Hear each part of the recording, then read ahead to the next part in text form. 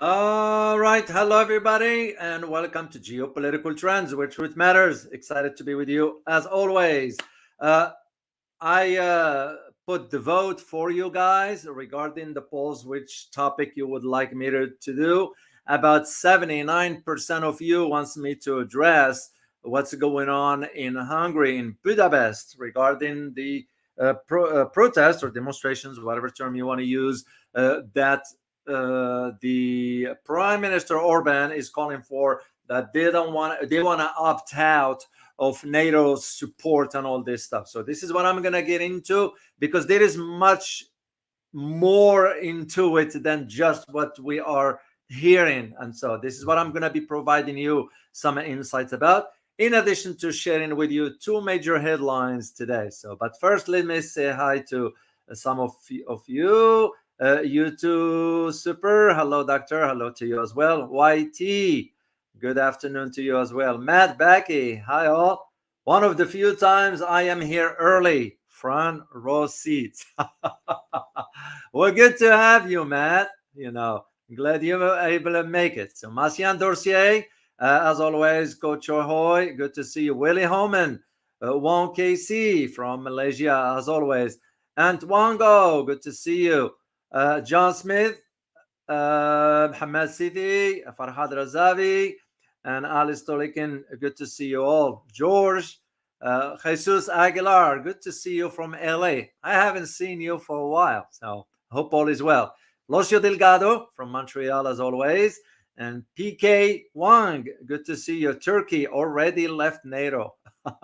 I see your point on this one, PK. Yeah, because Turkey is doing whatever it wants. Turkey was playing both sides. And smart move on their part. Taiwan still, good to see you as always. All right, guys, let's get into this topic here today. As I mentioned, I did some reading last night just to sort of prepare, because when I was thinking about the topics I wanted to share with you, which one you want. And as I mentioned earlier, most of you, and thank you, by the way, guys, for voting on this, so I know which topic you would like to learn more about, and this is what we're going to be doing. I have just one housekeeping item. Next week, I will be on the other channel. Me and Elizabeth will be there. So yeah, we took a pause from that, and there were some changes going on. So we'll be there next week. Just be on the lookout for that. So.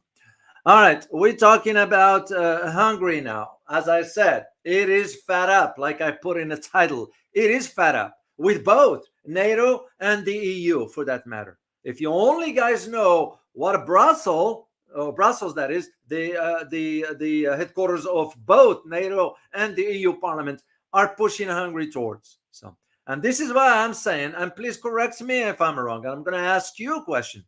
Is it time for Hungary to leave both the EU and NATO? What do you guys think? Please, I know some might say, well, that's an obvious, Dr. O. No, it's beside. Still, I don't assume. Because some will say, no, they don't need to leave. They just need to take stand. That is also some logic arguments into that. So my question to you is it about time for Hungary to leave NATO and the EU, for that matter? So like I mentioned, and first we're going to have to ask the questions pertaining to this particular topic. And here's the question, which is the same what I put. Will Hungary leave NATO eventually? Not today, not tomorrow, but eventually. So, second question, is Hungary anticipating a major confrontation between NATO and Russia? Because this is one of the things I am leaning towards as a geopolitical analyst. I am saying to myself, I think Hungary does not want to be caught in the middle, because it is a NATO member, which means it has to sort of the rules of being part of an organization applies. Okay, that's one thing. And the second thing is the idea of they are also friends with the Russians. That's why I asked the question, is Hungary anticipating a major confrontation between Russia and NATO? And third question, if a war breaks out between NATO and Russia, which, by the way, Who do you think is going to be? Are we going to be in it? No.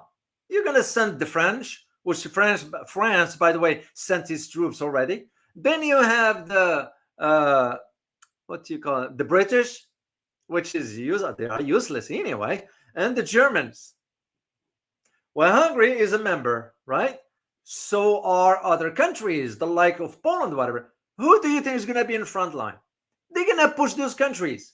The US is not going to be in the front line, even though those forces will be commanded by a US general, because that is the rule, as I always explain to you. NATO will always be headed by a 4-star general, US general. Okay? That is the rule. Same with the IMF and World Bank. I think IMF will be by an American, and World Bank will be by a European.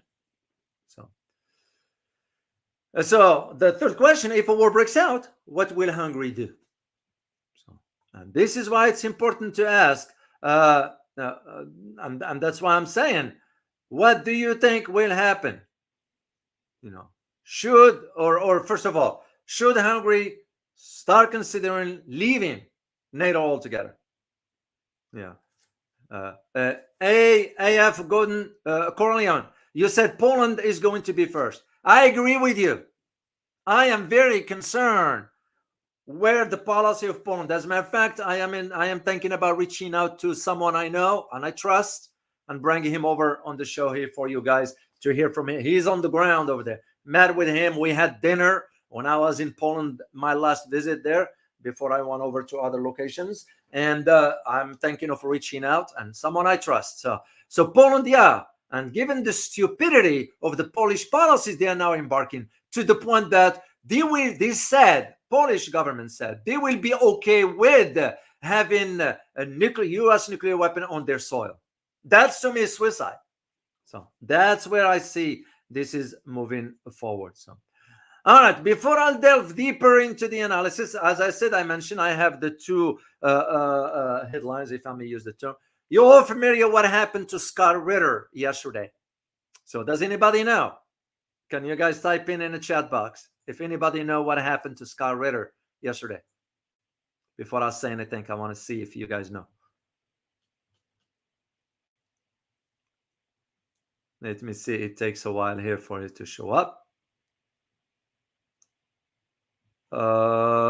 Okay. You got no. He wasn't arrested. I won't say arrested. He wasn't arrested. But he got dragged off the phone. He got kicked out of. Yes, he was deplaned. He took him out of plane, but confiscated his passport. That is problematic. He didn't commit a crime. He didn't violate any laws. So, and there was, when he asked, they told him there's 3 cops or whatever. They told him orders from the State Department. Well, what kind of system we live in? And again, I'm not defending Scott here. I'm defending what's right. Because what's right, what the government is doing, ain't right. There is something called the First Amendment, and there is something called the Fourth Amendment. First Amendment has to do with freedom of speech. Fourth Amendment has to do with the citizens being free from a government and reasonable search. In other words, the government cannot just take it upon itself and search your place without probable cause. For them to take him out of the plane, that's kind of, he's critical of the government. So what? This is where that First Amendment comes in. And that, the optics of it around the world now. So are we living in a free country? Come on. You can't shy away from these things. And we can't, and personally I speak for myself here, we can't be giving in to this intimidation by the government. That's nonsense. This is what we called the F word. You all know what ideology I'm referring to with the F word, right? We don't live in that here. So it ain't right. They can't be doing this just with you.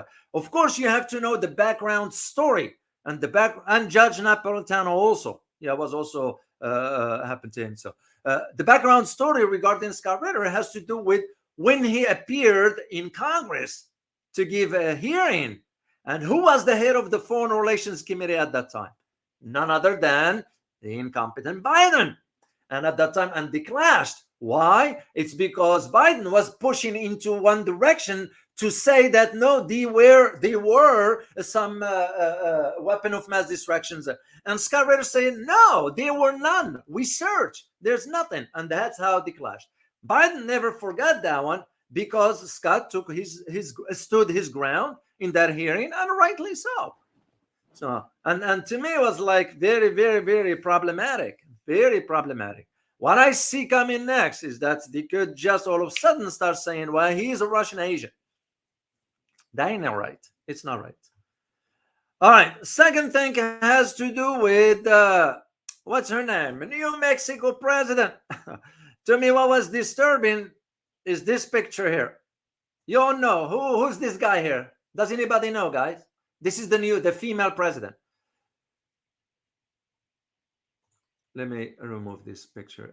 This one. Who's that guy in the picture? Let me see if you guys know who that is. Shane Baum. Yes, that's the female president. And I'm talking about the male. Yeah.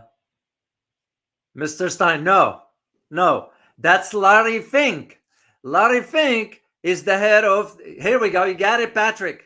Patrick, you got it. That's Larry Fink, the head of the BlackRock. If you know anything about BlackRock, their assets is almost crossed over $10 trillion. Yes, don't be shocked and surprised. As a matter of fact, they lending money to countries. So the question becomes, what is Larry Fink meeting with the socialist? Because she's a socialist. Now, whether you agree or not, that's beside the point as far as the ideology, whatever. The second concern to all this, in my opinion, Claudia Sheinbaum, now Prado, her full name is Claudia Sheinbaum Prado, is a Mexican politician, just FYI. She's also a scientist and an academician. So she has her background in academia. So now that she won the elections, representing the left-wing party of Morena. So what is very concerning about this? And what's concerning is the idea that, I got something here that I saved, because I do save my stuff. When you consider what is the most dominant religion in Mexico, does anybody know? Can you guys type in the chat box as to what is the most dominant religion in Mexico? What is Mexico known for, religiously speaking?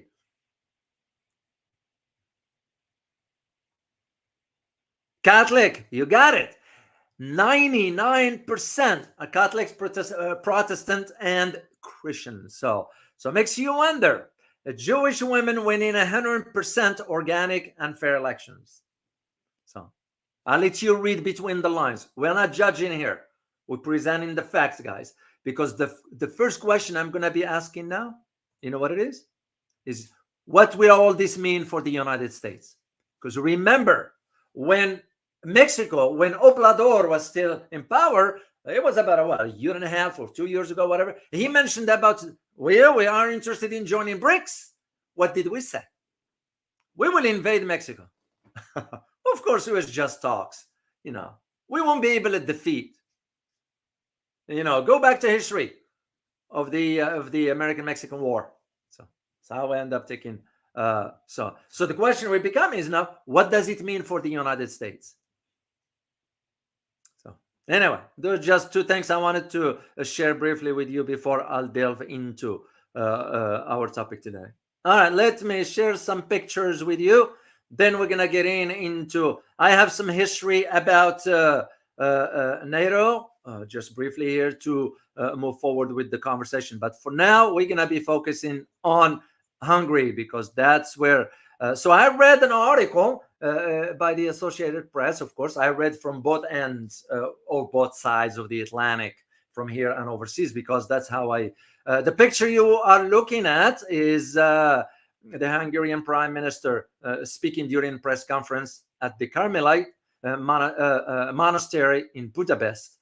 This was on February. That's when that picture was taken. So, beside the point. So now we're thinking about Why all of a sudden Hungary is saying, we are going to be looking for ways? As a matter of fact, Orban mentioned that he has the lawyers looking into the legal aspects. Remember, when you become a part of an organization, that's like what happened with the UK when they left the EU. There were some legal entanglements. So that will be the same for NATO. Hungary cannot just say tomorrow, I'm leaving. Of course, they can do it, but they're going to have to push through certain. Brussels is already thinking about sinking. Yeah, you heard me. Sinking the Hungarian economy, especially now that you also the deal and the reception that the Chinese president got in Budapest. And all this because of the ventures, economic ventures that China decided to do with Hungary and Serbia, but not Germany, France, UK, and all the rest. And this is where that difference. So Orban is now asking the lawyers to look into the ways of how to opt out of NATO's operations altogether. And that's to me why I asked the question, is it about time for Hungary to leave NATO altogether? And and again, I can speak for Orban, but I speak for myself. I think it is yes. The timing is right. Why? It's because when you think about what lies ahead, and again, I am seeing that Orban was thinking in terms of why is the West pushing Russians? They want a war. I ain't gonna be pretty anyway. And Hungary doesn't want to be caught in the middle, because even being a member of NATO, Hungary will not be forced, because they already made it clear. Should there be a conflict, we're not sending our troops, we're not getting involved. And that becomes the question is, why are you doing in the organization in the first place? And this is why Hungary now wants to opt out of NATO's operations that aim at supporting Ukraine. We all know there is no support for Ukraine. Ukraine is done for. It's a joke. Even NATO itself is a joke. What do you expect? NATO is a relic of the past. Simple as that. So, and this is part of where the support for Orban was about. We don't want war. First of all, Hungary is a good friend with Russia. Second, Hungary used to depend a lot on Russian energy because it's cheap. And third is Orban is thinking about the welfare of his country, his people. Rightly so. Look at the European Union is trying to shove down his throat the immigration policies. In other words, they want Hungary to open its borders to just all immigrants from whatever. And they're saying no, and rightly so. Look what's going on with us here. A lot of people, a lot of Americans have no idea. There's about 40 million illegal immigrants here in the U.S. So, again, I have nothing against immigrants, but you can't just open the border. No, I'm an immigrant. All of us here are immigrants. Who's American here? Yeah, I was born here. So what? So what? Your ancestors came from somewhere. No one is from here. Straightforward. But on the other hand, if we are to say we live in a nation of laws, a country of laws, those laws will have to apply across the board. You can't be cherry picking the law or applies to this category, which basically what we have in right now. This is exactly what we have in right now. You look at just the case of Scott being pulled out of plane just for no reason. What is the crime? There was no crime committed. And I hope he will go ahead and hire a lawyer that will sue the government, because they need to be put into their place. Government listening or not, who gives a damn? It is the right within the First Amendment that we criticize the government, because the government is for the people, by the people. But what we are witnessing in America now, you asked me 20 years ago, I'll tell you, no, you must be smoking weeds. And here it is. And even this thing here has been in the works for a long time. So and this is what Hungarian Prime Minister is doing, wanted to protect his country. He's like, why do I send my people's money to a corrupted Ukraine. Simple as that. So, and if NATO is going to be pushing on him, he may as well just say, you know what, we done. I don't want to be part of NATO. And take my word for this, guys. Here is what I'm thinking. Even if he leaves NATO, okay, and war breaks out, Hungary will be spared. Russians will not, target Hungary. They will target the likes of Lithuania, Estonia, Poland, Romania, and the likes, because those are dispensable, and the US will put them first. For Hungary, is different story. For Serbia, is different story. So, let me talk about the history of NATO for those who might not know. And by the way, I'm going to provide you a link of a declassified information. When you hear the term declassified, that means is has been cleared and all that stuff. So, and by the way, before I forget, today is June 4th. There is something coming up on June 6th from a historical perspective. Does anybody know what happened on June 6th, 1944? I just want to test your knowledge here. June 6th. And there is already something very idiotic that is going on in Europe. D-Day. I'm seeing you got it. You got it. It was D-Day indeed. So D-Day was the name given to the June 6, 1944 invasion of the beaches at Normandy in northern France by troops from US, UK, Canada and other countries, some other countries, but there weren't many during World War II. So France at that time was occupied by, as you know, by the Germans, and the amphibious assault, codenamed Operation Overlord. That's what it was. So it landed for some about 150,000 plus Allied soldiers on the beaches of Normandy by the end of the day. This is why. But here is where I see the problem with this upcoming celebration. And I have a picture here of this chameleon here. Some say that he is not, I think because he's not running for president anymore, so he's like doing whatever. So I don't think so Macron was ever qualified, in my opinion, because I kind of knew the history of, my family lives in France. Some of them were born in France, so I'm very familiar with. If I am to compare this to the era of Charles de Gaulle, it's different. If I am to compare even this to, let's say, when I was born, because I wasn't born when Charles de Gaulle was around, it was what's his name? Valéry Giscard d'Estaing. Or even François Mitterrand. Those were kind of very different than the chameleon, this guy here. So here is where the problem I see with this guy. Macron now is inviting Zelensky for commemoration of the 80 years since D-Day. So I mean, just the optics of it.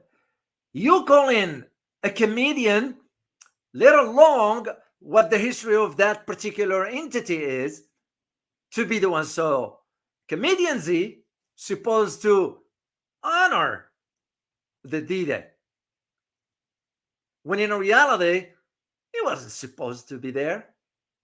That's the whole idea of it. Makes you just wonder.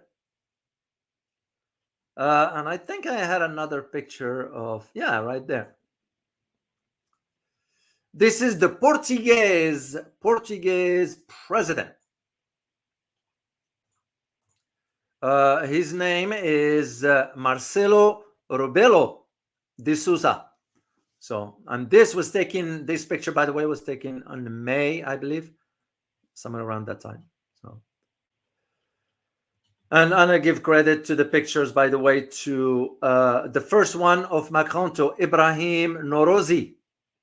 And for this picture you're looking at is Armando Franca. So, because it's the right thing to do, to give credit where credit is due. So and this is why the French president is saying, oh, he will greet the Ukrainian president, Ukrainian comedian, not president, he will greet the Ukrainian comedian Zelensky along with other world leaders in Normandy. So, of course, our incompetent Biden is also scheduled to attend if he knows where he's going to be landing or where he's at. And it just, we all know it's nothing but a farce. That's all it is. It's a show. It's a picture. No more, no less. You know, even I found out that, what's his name, of Britain, the king, who's still dealing with cancer, by the way, he's planning on attending. So, well, he might not make it either. So, anyway, we all know it's a joke. Let's leave it at that. Let's go into the history of NATO. And as I mentioned, I am going to be sharing with you, as a matter of fact, I'm going to give you a link right now, since I put it out of the archives from the declassified one. So I'm going to put it in the chat box for you guys for later if you want to check it out. Here is the link, and it's declassified, so just FYI. I got some pictures here I want to share with you. And the first one is this one right here. Now, and I'm going to be very brief on this because it's long, but I'm not going to go into all this one. So now it says, and again, I see the manipulation here. It is often said that the North Atlantic Treaty Organization, NATO that is, was founded in response to the threat posed by the Soviet Union. And where's the manipulation? Right there at the beginning. It is often said. No, it is a fact that it was created as a defense. Simple as that.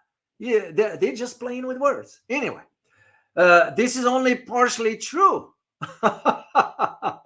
In fact, the alliance creation was part of a broader effort to serve three purposes. One is deterring Soviet expansionism. Two, forbidding the revival of nationalist militarism in Europe through a strong North American presence on the continent.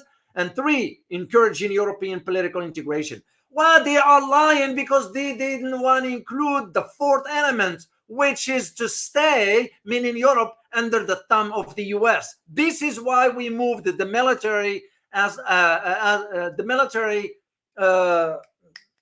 structure into Europe. This is why we moved the troops into Germany. This is why we ensured that the commanding officer is a US four-star general. Has been always then. So, and of course, as you know, after World War II, which so much of Europe devastated, and by the way, if we keep pushing the Russians or cornering Russia, the devastation will be 10 times what it was back in World War II, when about 36.5 million people died.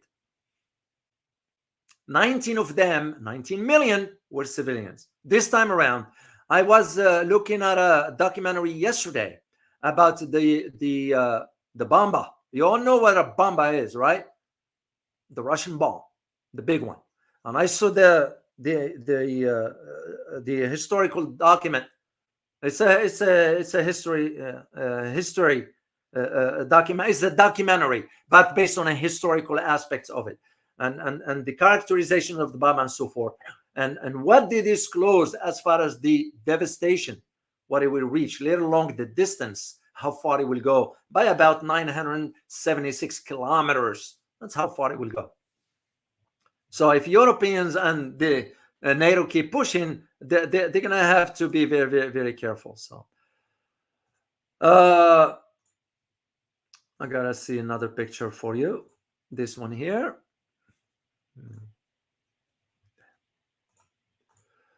This one here, of course, what happened is the idea of when you started to see at that time in Czechoslovakia, you started to having like communists aided by the Soviet Union were threatening elected government at that time.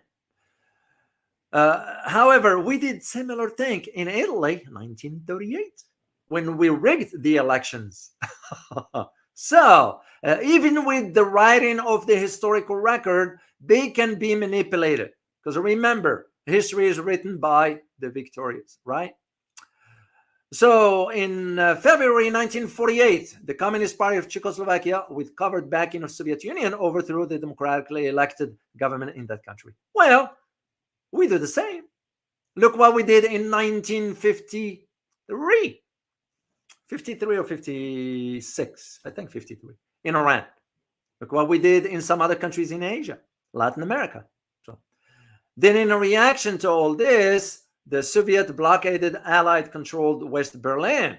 And this is where that idea of the wall came about. I have a picture here for you. I wanted to share it with you right there. This is when the wall became sort of separating East from West. So,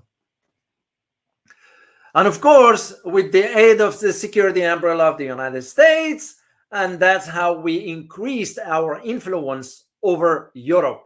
And this is why now you understand that this ongoing conflict in Ukraine was by design, because we never wanted the Germans, especially Germany. I mean, when I say Germany, I'm saying Europe.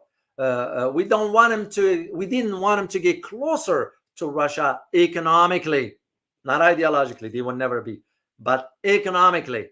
And that is where this traces its history back to the 50s after World War II. So, and this is where we restored Western European and the post-war economic miracle began. Marshall Plan, right? New allies joined the alliance, the likes of Greece and Turkey in 1952. What does Greece has to offer? No offense to Greece, no offense to Turkey. Turkey at least has the geographical location. So is Greece to a degree. But Turkey doesn't care. It is part of NATO, but who cares? It still does whatever it wants because they want to hit and purchase the Russian S-400 missile systems. They want to, they don't care. So, and West Germany back in 1955. And European political integration at that time took its first hesitant steps. And in reaction to West Germany's NATO accession, the Soviet Union and its Eastern European client states formed the Warsaw Pact in 1955. And this is where Europe settled into an easy standoff between the East and the West, especially once the construction of the Berlin Wall. By the way, what year the Berlin Wall was constructed? Does anybody know? I just want to ask you. Does anybody know when the Berlin Wall was constructed? Hong Wang, you're right about your statements. Russia out, Europe down, and US in. This is exactly what NATO is all about. Yeah, let me see the year. LMC, no, later. It was later. Not in the 40s. No, it was later, believe it or not. Yeah, Wonky C, 1961. That's when it was built. A lot of people, don't be surprised. A lot of people were under the impression that it was around after World War II, around the late 40s and so forth. No, it took a while for it till about the 1961. That's when it happened. So, and then NATO moved into that strategic doctrine of massive retaliation. And the reason they were thinking about, if the Soviet Union attacked, NATO will respond with nuclear weapons. So the NATO were already thinking about is that one, of course, incorporating Article 5. And the truth is this, guys. The truth is this. NATO will stand no chance against, at least based on what I saw from that documentary, there is no way. I looked at also. I wish I should have kept some pictures for you. I looked at also some pictures of the hypersonic missiles the Russians developed. Europe will stand no chance. By the time they scramble their fighter jets, it's too late. It is too late. This is an image, by the way, it was in Czechoslovakia. That's what it was back then. So when I think about this one and Europe and NATO saying we will retaliate, you will have no chance whatsoever. The massive devastation that those bombs will cause. And this is personally, for me, my concern. And I think the Prime Minister of Hungary is sensing something is about to happen militarily, and he doesn't want to drag his country in. And I bet you, Hungary and Serbia will be spared.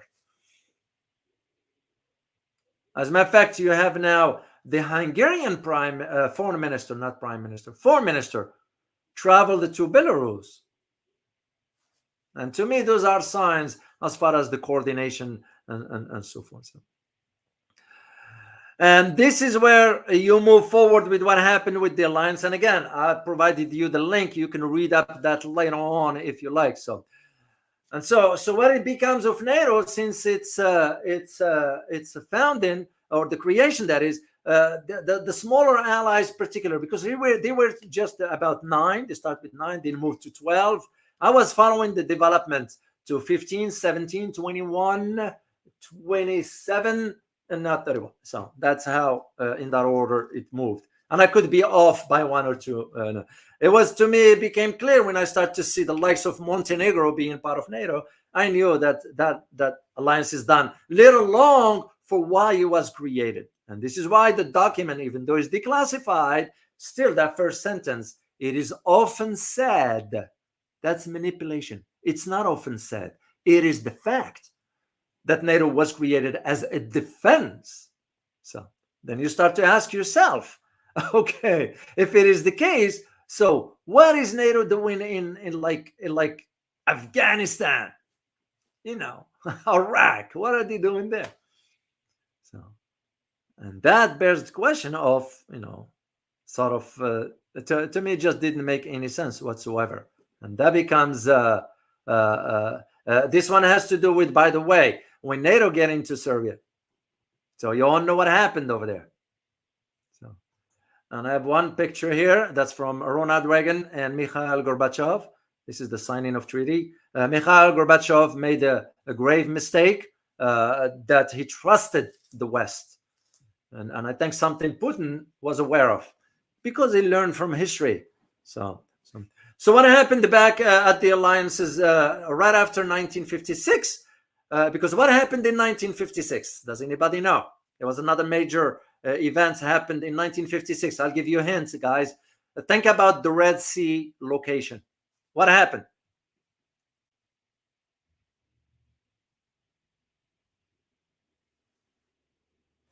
So let me see what you guys have. Suez, you got it. Alistair Clint, you got it. The Suez Canal. That was part of that, because that one laid bare to the sort of the lack of political consultation that divided some members in it. So at that time, the Soviet Union launched. Also, what did the Soviets do in 1956? It transformed everything we know about space. What did the Soviet do, or did rather? Yeah, what did they do back in 1956? It launched what?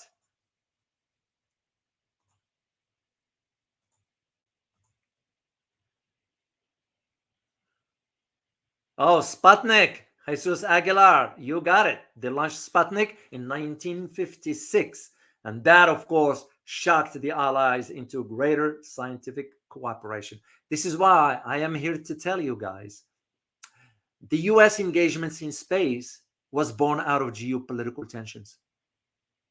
We didn't go to space because we want to. We went to space because the Soviets were first, and we started to think in terms of geopolitical implications to it. We never wanted to admit that. So all the money that was poured into the space industry and all that, it was geopolitically motivated. Now you have the Chinese. The US won't be able to compete because you're going to have the Chinese and the Russians coordinating their space technologies. Soviet or Russia is very advanced into that. China made a very stride. They built their own space station, and they just landed on the far side of the moon for the second time. That tells you the story right there. So And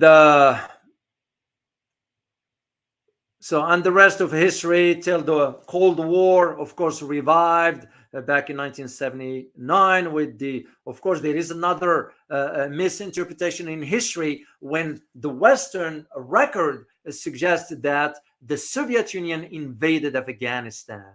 It's wrong. I wrote it in a book. I detailed I put about 3 or 4 pages just explaining that, because at that time it was Trump who said, "Oh, they invaded because they failed for the invasion," and I wrote down, "No, you're wrong. It was not an invasion. They were invaded by the communist government at that time in Afghanistan." Yeah, they are misleading the masses. They're misleading the masses. So anyway, when the Soviets were in Afghanistan, and of course, they deployed at that time the SS-20 ballistic missiles in Europe also.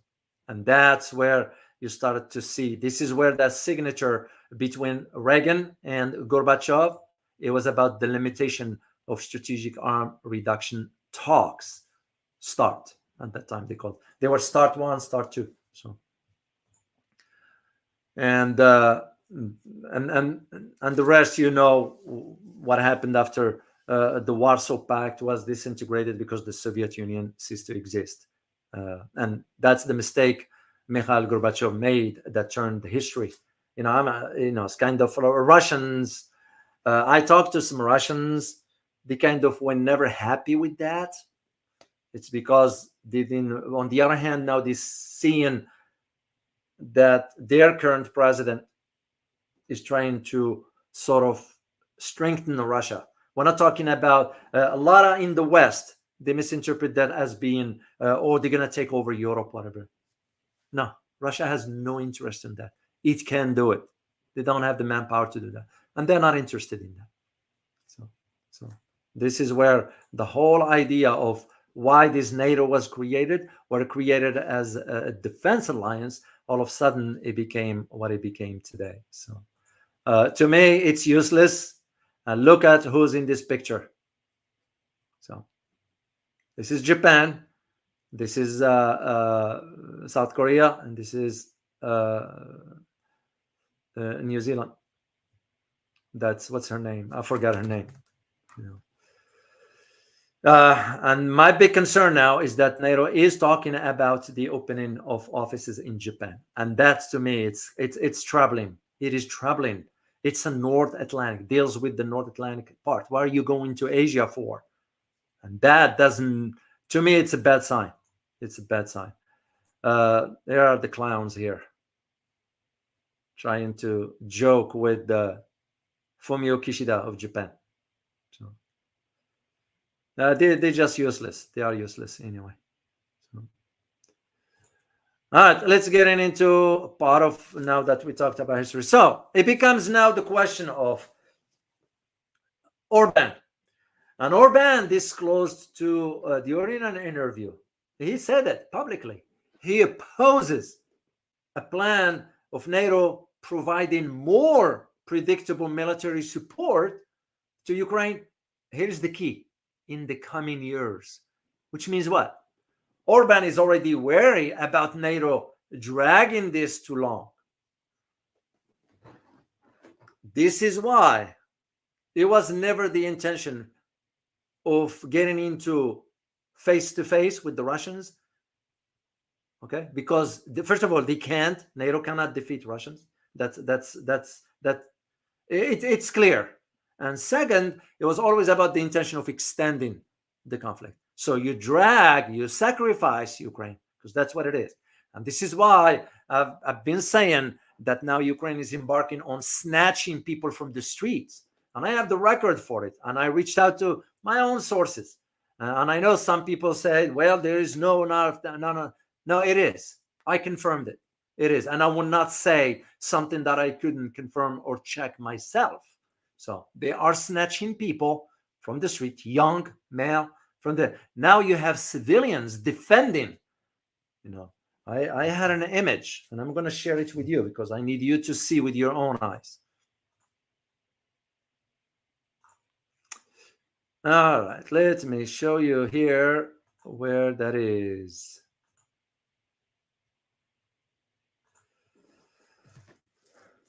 Yeah, they don't, because they don't have anybody to fight at the front line. Not this one. And there's so many. I can't keep up on the. All right, here's the link, guys. And I'll let you just see. Those are civilians trying to prevent. Let me share screen.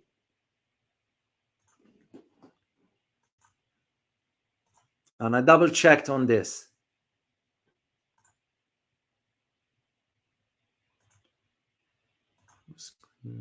Let me see if you guys can hear. I don't know this now.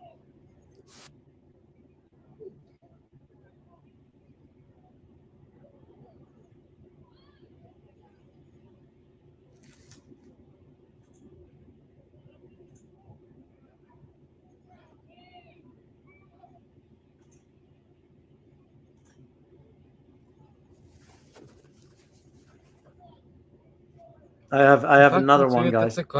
No, it's the same one here.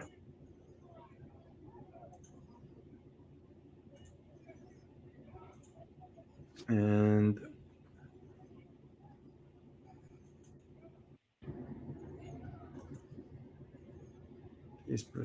okay, so just to show you here that they're still doing this, as a matter of fact, for snatching people to. It's the whole idea. It was never about the war. It was about the conflict. So this is why the prime minister is saying we don't want to be involved in any aid to Ukraine because they know the system is corrupted. And second, why should the Hungarian people be sending their money to a corrupted regime? I wish our leadership does something like that. So what Orban said, and I quote here, I found one: we do not approve this, nor do we want to participate in financial or armed support for Ukraine, even within the framework of NATO. Orban added that Hungary has taken a position of non-participation or non-participant in any potential NATO operations to assist Kiev. End of quote. It's becoming clear they don't want to be part of it. And I think this is why I asked the question, and I asked you guys, in your opinion, should Hungary leave NATO, officially declare we don't want to be part of this, and move on with their own? He added one more quote, which is very important, said, we've got to redefine our position within the military alliance, and our lawyers and officers are working on how Hungary can exist as a NATO member while not participating in NATO actions outside of its territory. End of quote. I don't think so. It's going to work. And the simple reason for that is Hungary cannot have it both ways. You're either in or out. And rightly so. That's to me the way I look at it. Because you can be on both sides of the fence.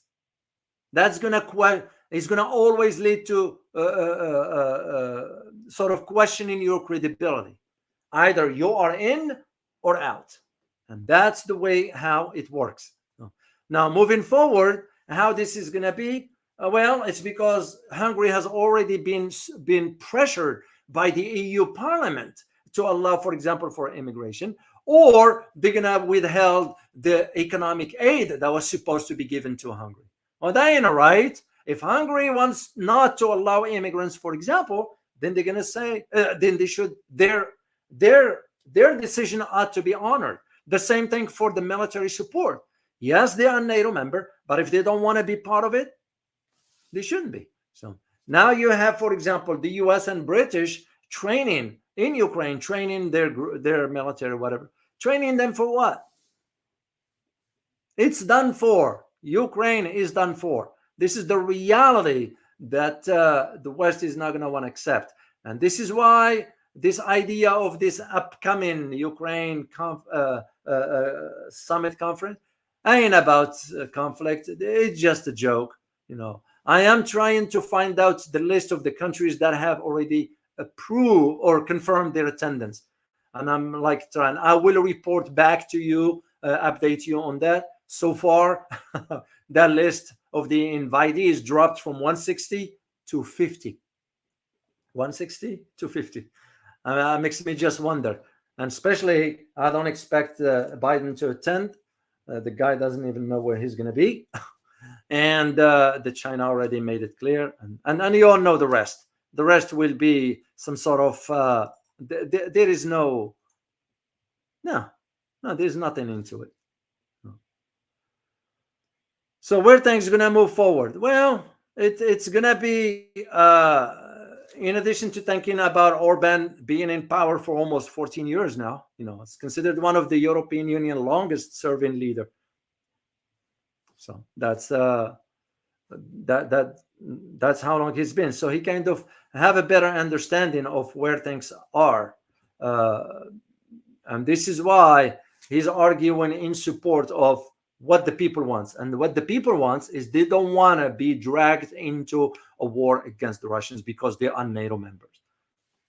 They don't want that, and rightly so. Europe, in my opinion, not only dug a hole for itself, now doesn't even know how deep the hole is. So, and this is why you are seeing people looking from outside in. And who's looking from outside in? Those are the far right in Europe. This is why you're seeing the rise of the far right in Europe. Why? The far right wants to have those leaders now out, which means what? A change to policies that's coming. I mean, I look at, like, for example, remember, words tends to turn into a policy sometimes. When you have the far right in France, Marine Le Pen saying, the first order of business, if I take power, is to get out of NATO. Straightforward. Of course, we're going to do our best to prevent that from happening. And even for us, we're done for. When you start to see what's going on in the country, I just saw images from what took place in Philadelphia, fighting, public people fighting, because this month, Pride Month, or whatever that nonsense stuff is going on. So society is going a different direction. It's sad to see what has become of our country. And again, the leaders we have in Washington, and I don't like to call them leaders because they're not, are reflective of the mindset. Not all of us, of course. Of course, we can generalize. We cannot, and we shall not. We cannot generalize. But the idea of where things are headed, it's been headed in the wrong direction, and it's getting even worse. Mark my word on this. If we think that we are protected because we are far, and we think we have, Russians will defend their territory by any means. Straightforward. And for NATO countries, those, the Eastern Bloc, the Central and Eastern Bloc, beside Hungary and beside Hungary mainly, those will be in front. They will bear the brunt of an assault from the Russians, because the Russians will defend. Same thing is going to happen for Finland and Sweden. Yeah, they dug the hole and they don't know how deep they are in it right now. I mean, you have now the Matteo Salvini in Italy just calling for, you need to get rid of this government of Meloni. She just turns up to be another, Europeans are done for. Till you have new leaders in charge with a change in policy. And this is one thing we don't want. We want to keep our thumb on the Europeans. Same thing now. I am predicting we're going to be seeing right here down south with our neighbor to the south, Mexico. What lies ahead is not, I don't see, it's not good. It's not good. Guys, all I have to say with you, that's all I have to say, rather. And I am going to entertain some of your questions, and I'll go work on some other stories for you for either tomorrow or the next day. So let me see. First of all, I want to thank Noel, and I want to thank Stella. for buying me coffee. Stella became a member for buying me coffee. I want to say thank you to all of you for your continued support.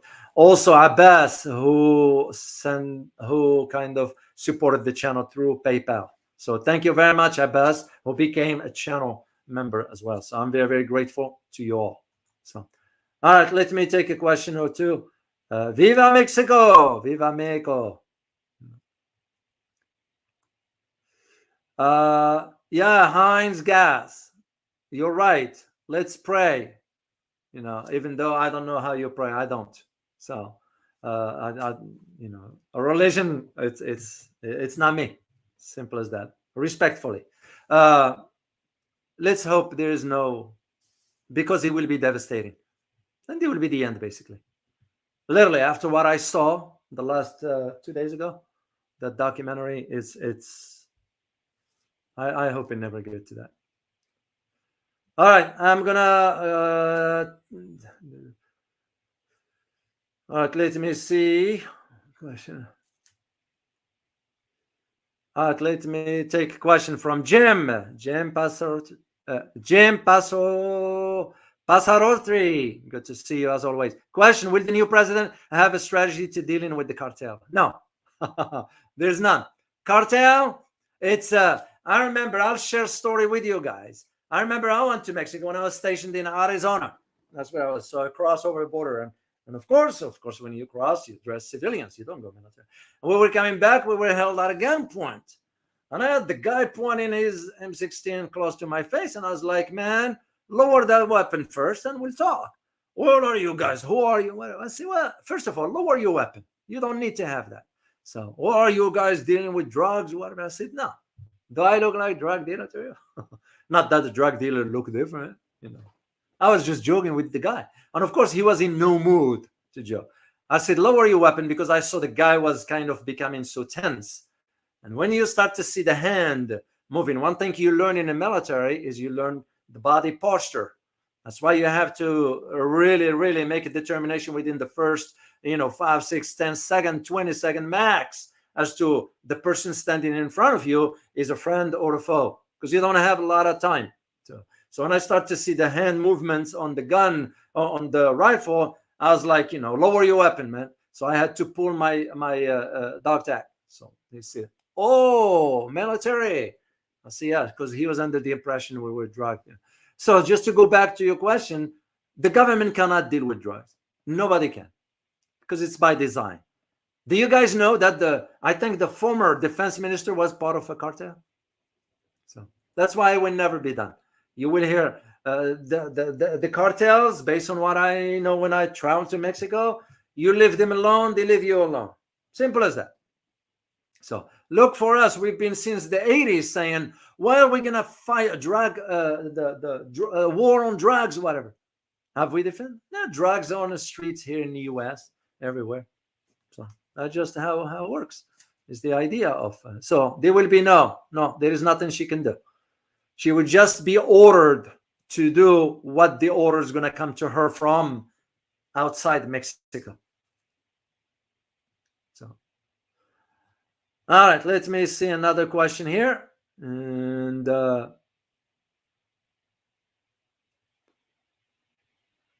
think I saw one earlier from Francis, if I'm not mistaken. Yeah, that's true, Francis. You're right. Yeah. What is democracy if you get caught, if you say something? As again, the First Amendment, a lot of people do not understand. In the case of Scott, the first and the fourth, and reasonable seizure. In other words, the government cannot search whatever without probable cause. Even when a cop pull you over, said, "Hey, I need to search your trunk," you have the right to say no, because what is your cause for that? You have to have probable cause. Now, they can make up whatever, but and to me, that's a bad sign to begin with, where things are headed in America. So it's unfortunate. All right, question from Q87E. Dr. O, if Hungary leaves NATO, wouldn't the U.S. target Hungary economically? That is true, because Here is what I found when I did the research, and I'll provide you the link. There were some demonstrations back in 2018, and the demonstrations were calling for the resignation of Orban and the head of the law, the legal, their chief justice, the equivalency, because they said there was some bribe cases or whatever. What funny is, all of a sudden you start to see demonstrations calling for Orban, not the chief justice who was involved in corruption, to be, because Orban from that time forward started to take stand regarding was pushing back against the EU. So yeah, I won't be surprised. We will cause, the EU already threatened Hungary to sink its economy. But I think they can survive, especially now that they got a deal with China. And second, if they get away from the EU, leave the EU, because if they leave the EU, they are under no obligation to maintain the sanctions on Russia, which means they can resume trade with Russia. And that will make perfect sense. Of course, there's going to be some pain at the beginning, but they will stand on their feet. The only problem is, militarily, they're going to have to beef up their military to ensure, but Europe will create tensions, European Union, that is, will create tension for them. So that's just how we always done it.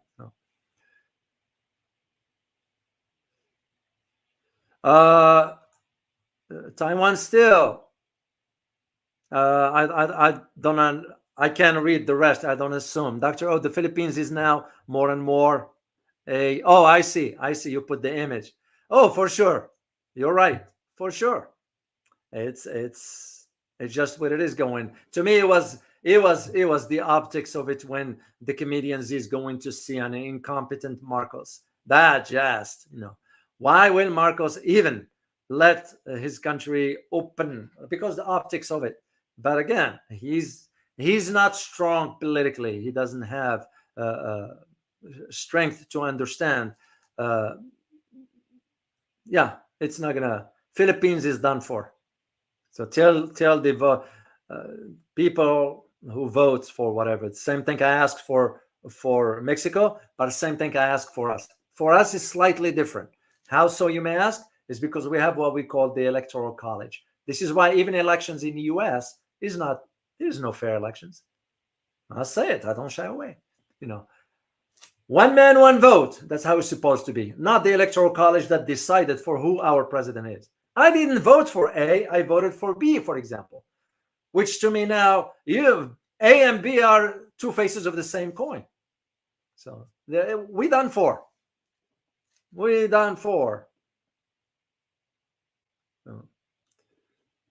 All right. I see one more. I'm looking for one more question, guys. And if not, I'm going to sign off and go work on the next story for you guys. All right. Last question from Francis Tango here. What do you think? Is the BRICS the future, or is it still G7? I'm really struggling with really seeing where BRICS is headed because of its inability to domestically or internally, not domestically, internally resolve the differences. So I'm going to have to hold on answering this till I see what comes out of the next meeting in Kazakhstan, in 2024, in October 2024 of this year. I'm expecting one major announcement from the financial aspect. But again, I know one of you put a comment actually to Dr. Yang regarding India and all that. And she did answer that one by saying, yeah, India and China can work out. Yeah, they can work out their difference. But I just don't see and trust India will be able to do that. As a matter of fact, the polls now in India showing that Modi is not getting the numbers he was hoping for. And now there is some thing circulating that he's been saying that he's sent from the sky or something. This kind of whatever. That's their culture, whatever they say. To me, the bottom line is till India decide exactly where it stands within BRICS. Otherwise, it will always remain the weak link. And BRICS will have to figure that out.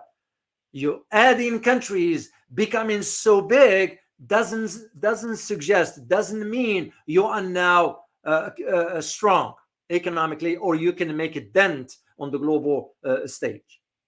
Why? It's because you couldn't have your domestic or internal issues resolved till India and China figure out a way. But also we know, we on our side wanted India to be there to play both sides, because we can pressure India. And that's why it's so early to say. For G7, yes, it's moving in the wrong direction. Europeans now are struggling. G7 still holds weight. It's because the rich nations and so forth. But also, when you add Italy to G7, what does Italy have to offer besides some luxury car, whatever? Nah, that ain't gonna cut it. Because when you look at BRICS, as far as the percentage of the consumption on the global stage, big difference. Just a matter of time. The same argument I'll say about ASEAN. Once again, when I look at ASEAN, I look at our Philippines in that role. So till they figure out a mechanism by which, if a country does not sort of course, I understand the argument. Countries have to look after their own interest. I am not denying this. India is no exception. Yeah, they should. Nobody's saying otherwise. To me, is this wishy-washy double standard. That's where I see the problem. Now, how they can work that out together, that's up to them to decide. So that's how I see it moving forward. All right, guys, please hit the like button. I will really appreciate it. And I hope YouTube doesn't sort of delete whatever. So I know one of you put a comment, how come we only have this much views, whatever. I don't know. It's moving. We'll be patient. Patience is a virtue. So, and I'm a very patient guy. And again, to me, has always been about the quality of what the content is all about. That's what I'm after. And so I'm very grateful to you, not only for your support, but for your contribution intellectually, because that's what makes the community very unique and different. So, and to me, it's just a matter of time. Just let it be. Of course, with the assumption that the channel doesn't get undermined by, which is something I can't control. You all know how it is. I can only do my best. And that's what it is. So I'm very, very grateful. Oh, I saw one.